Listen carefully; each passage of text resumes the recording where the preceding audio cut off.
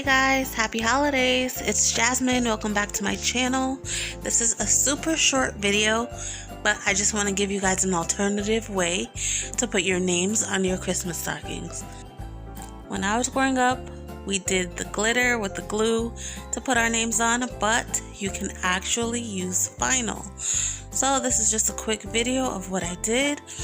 I didn't show the process of me cutting it, but I did cut the vinyl with my Cricut with the names. Sorry, my desk is a mess, but here I just have the vinyl placed where I would like it at, and here are the stockings on the heat press. Now you want to press them according to the directions on your vinyl at the precise temperature and the length of time that your vinyl stays.